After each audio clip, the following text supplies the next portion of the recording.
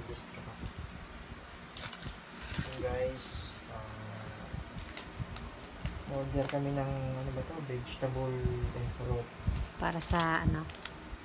Dry vegetable and fruit.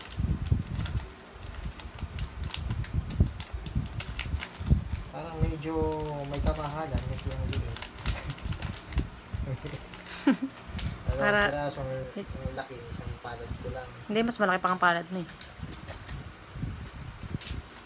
Testingin natin, titignan natin kung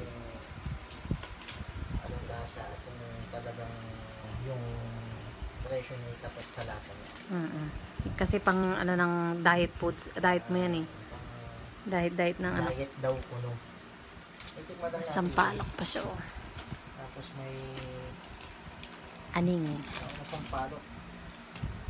Vitamin C daw ang may maasim. Okay na, buksan mo na. Buksan mo muna yung isa. Vitamin C daw yung maasim. At iba po. Kaya yung asawa ko, sabi, vitamin C ang maasim, diba? Yung asawa ko, vitamin C yan, maasim. Ka. Buksan natin yung guys. Buksan natin yung guys. Tingnan natin kung anong itsura niya. Patingin daw. Ooh! Ganda? Tingin daw? Ay, oo nga, ganda. Tingnan mo, may okra. Okra, agong may okra pa. Kita mo daw yung okra. Titigman natin guys. Titigman natin. Ano ito? Yung okra muna, para excite. Ito muna. Kaka-excited. Ano yan? Ano yan? Ito. Ano yan? Hindi ko naman ano yun eh. Masarap siya. Dates siya, matamis o ano, parang dates. Yan, okra. Pakita mo naman. Ano ba naman yan? Sorry. Okra kung okra yun eh. Ito okra. Kakainis. Ah. Harap pa. Ano pa, yan pa. Yan, yan.